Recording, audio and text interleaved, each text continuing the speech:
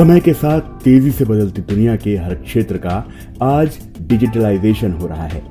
ऐसे में पूरे विश्व की तरह ही भारत के किसानों को डिजिटल तकनीक से जोड़ने के लिए कई कंपनियां आगे आई हैं। एक्समार्टिक भी एक ऐसा ही प्रयास है जिसका लक्ष्य है हार्डवेयर और सॉफ्टवेयर के माध्यम से किसानों की उत्पादन लागत को कम करना एवं कृषि उत्पादन को गुणवत्ता के साथ बढ़ाना। सिंचाई और कीट नियंत्रण से लेकर उर्वरक प्रबंधन तक लगभग सभी कार्यों के लिए इन्होंने तकनीकें विकसित की हैं, जिसे कई किसान इस्तेमाल कर लाभ भी उठा रहे हैं। आइए मिलते हैं इस कंपनी के संस्थापकों अभिषेक सिन्हा एवं राशि वर्मा से और जानते हैं इनके इस डिजिटल तकनीक पर आधारित कृषि स्टार्टअप के बारे में कुछ और जानकारियां।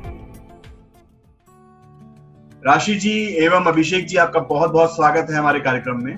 नमस्कार। सबसे पहले पूछना चाहेंगे आपसे कि इंजीनियरिंग बैकग्राउंड, विदेश में पढ़ाई और फिर विदेशी कंपनियों में नौकरी करने के बाद कृषि क्षेत्र में जो टेक्नोलॉजी आधारित स्टार्टअप खोलने के पीछे आपका क्या उद्देश्य है, क्या कारण रहा?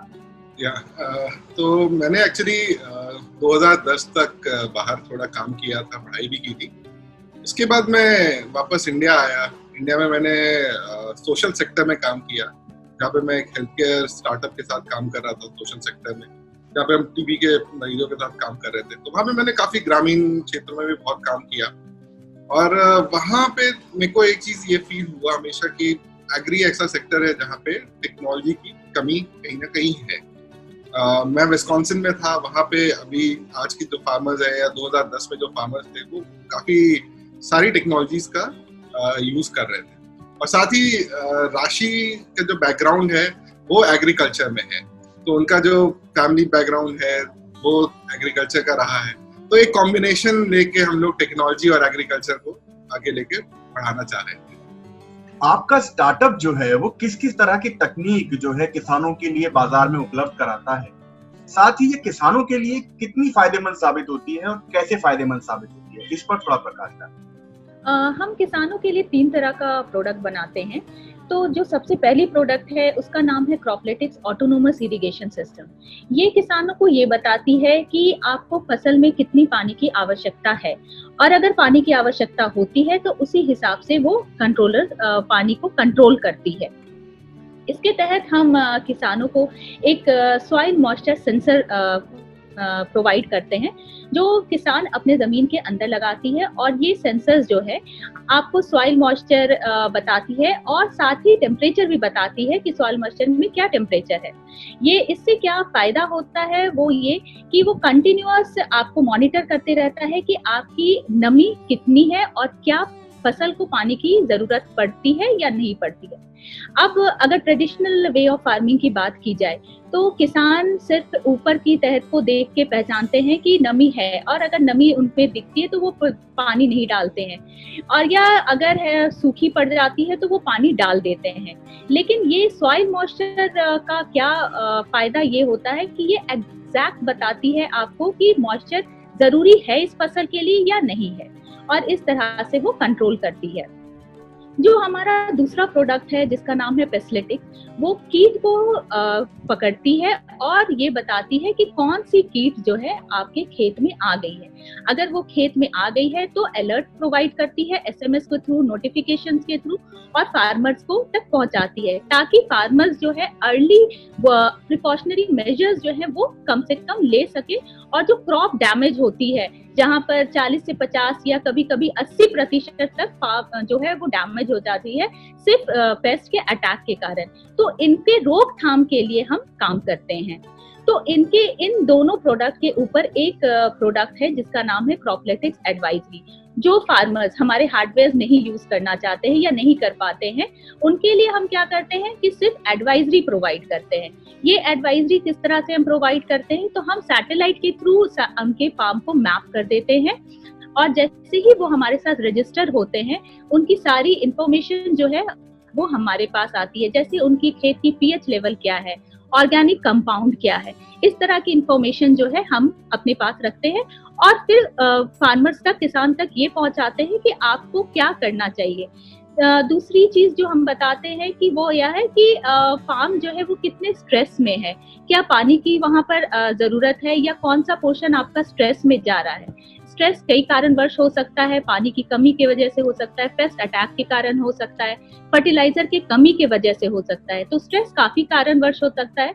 तो हमारा उद्देश्य ये रहता है कि फार्मर वहां पर पहुंचे, उस लोकेशन पे पहुंचे जहां पर प्रॉब्लम हो रही है, और वो इनपुट जहां पर वो इनपुट सब जगह फैला देता है, स्प्रेड कर देता है, तो वो ना करे, ताकि उसी पोर्शन पे वो स्प्रे करे जहां पर जरूरत है, ना कि पूरे पोर्शन पे, ताकि उनकी जो इनपुट कॉस्ट है वो भी हम उनको कम कर सके। तो इस तरह से जो हमारी टेक्नोलॉजी है जो हम यूज कर रहे हैं, इस तरह से हम यूज करके फार्मर्स तक पहुंचाना चाहते हैं। जी, तो आपका जो स्टार्टअप था वो आपने कितनी पूंजी के साथ इसकी शुरुआत की, और 3 साल के इस छोटे से सफर में आपके साथ कितने किसान और संस्थाएं जुड़ी हुई हैं? साथ ही अगर आज आपके जो स्टार्टअप है उसके टर्नओवर की बात की जाए तो वो कितना है? तो देखिए, लगभग हम लोगों ने मतलब 3 साल हो गए हमारे स्टार्टअप को शुरू किए हुए, और हमने 7 लाख से ये स्टार्टअप शुरू किया था। शुरू में हम 2 लोग थे और हमारे साथ कुछ लोगों ने हमें ज्वाइन किया। पहले 1 साल में हमने लगभग 2 से 5 फार्मर्स हमारे साथ ऐड हुए थे, कुछ बहुत नज़दीक, जिनके यहाँ हम लोगों ने अर्ली पायलट्स किए, और आज के दिन में लगभग 1000 के करीब हमारे पास फार्मर्स या ऑर्गेनाइजेशंस आज के दिन में कनेक्टेड हैं हमारे से, जो किसी ना किसी तरह का सर्विसेज ले रही हैं, चाहे वो एडवाइजरी हो या वो इरिगेशन हो। अब फैसिलिटिक्स पे भी काफ़ी ट्रैक्शन मिल रहा है, लोग काफ़ी उसको लेना चाह रहे हैं। तो लगभग अब आज के दिन में ये है कि अब हम लोग 1 करोड़ का तो हमने टर्नओवर नहीं रीच किया, बट हम लोग जल्दी ही इस पॉइंट को पहुंच जाएंगे। जी, छोटा सा जो आपका समय बीता है किसानों के बीच में, तो आपको क्या महसूस हो रहा है आपकी शुरुआत से लेके अब तक? क्या किसान अब टेक्नोलॉजी के प्रति जागरूक हो रहे हैं? क्या खुद आगे आ रहे हैं? पहले की अपेक्षा अब उनमें क्या बदलाव देखने को मिल रहा है? जी हाँ, मतलब पिछले 3 साल में ही हमने देखा है कि मतलब बहुत चेंजेस आ गए हैं। फार्मर धीरे धीरे टेक्नोलॉजी को अडॉप्ट करने लग गए हैं। पहले उनको टेक्नोलॉजी की तरफ ट्रस्ट कम था, बट कुछ सालों में, लास्ट के 1-2 सालों में हमने ये देखा कि मतलब अगर आप उनका ट्रस्ट, अगर आप थोड़े से अच्छे से आप उनके साथ एक ट्रस्ट फैक्टर बना पाए, तो फार्मर टेक्नोलॉजी को अडॉप्ट करना चाहता है। थोड़ी दिक्कत अभी भी ये है कि कहीं रीजन्स में आपको बिजली की दिक्कत है, कहीं पे इंटरनेट की दिक्कत है। तो जहाँ ये जो लोकेशंस हैं उनमें अभी भी टेक्नोलॉजी पेनिट्रेशन करना थोड़ा मुश्किल है, बट अगर आप ओवरऑल देखें तो आज के दिन में फार्मर्स एक्चुअली इंटरेस्टेड हो रहे हैं। उनको एक बहुत इंपॉर्टेंट चीज उनके लिए ये है कि आप प्राइस पॉइंट उनके लिए बहुत ज्यादा इंपॉर्टेंट नहीं रहता है। अगर आप उसका अच्छा उपयोग दिखा पाए कि अगर आपने 100 रुपए का सामान उनको बेचा और उससे अगर उनको अच्छा फायदा हो सकता है, तो वो जरूर लेते हैं, उस चीज को जरूर ट्राई करते हैं। तो मतलब सर्टेनली हम लोगों ने तो ये देखा है कि मतलब फार्मर्स अब धीरे धीरे इन सब चीजों को अडॉप्ट करने लग गए। तो क्या ये कहा जा सकता है कि जैसे हरित क्रांति के समय में कम लागत और अधिक उत्पादन जो है, उस तरह की कोई चीज आने वाले समय में टेक्नोलॉजी इस क्षेत्र में एक बहुत बड़ा रोल निभा सकती है? जी हाँ, आपने बिल्कुल सही कहा। जैसा कि पिछले हरित क्रांति में आप देखेंगे तो सीड्स, पेस्टिसाइड्स, फर्टिलाइजर, इनका बहुत बड़ा रोल रहा है, और जो अगली हरित क्रांति, ग्रीन रेवोल्यूशन होगी, वो टेक्नोलॉजी बैक्ड होगी, मतलब उसमें टेक्नोलॉजी का बहुत बड़ा उपयोग रहेगा। चाहे वो डेटा हो, चाहे वो आर्टिफिशियल इंटेलिजेंस हो। आज के दिन में हम लोग सैटेलाइट से सर्वेलेंस कर पाते हैं, मोबाइल पे बैठ के हम लोग ये देख पाते हैं कि हमारे फार्म्स कैसे कर रहे हैं। एक डिवाइस ऐसा है जो कि खुद से डिटेक्ट कर पा रहा है कि वहाँ पे पेस्ट आ रहा है, नहीं आ रहा है। तो आज के दिन में आप टेक्नोलॉजी को काफी अच्छी तरह से यूज कर पाते हैं, और सडनली मतलब प्रोडक्शन आपका बहुत इम्प्रूव होगा, लेकिन साथ ही साथ आपकी क्वालिटी में भी बहुत वृद्धि आएगी।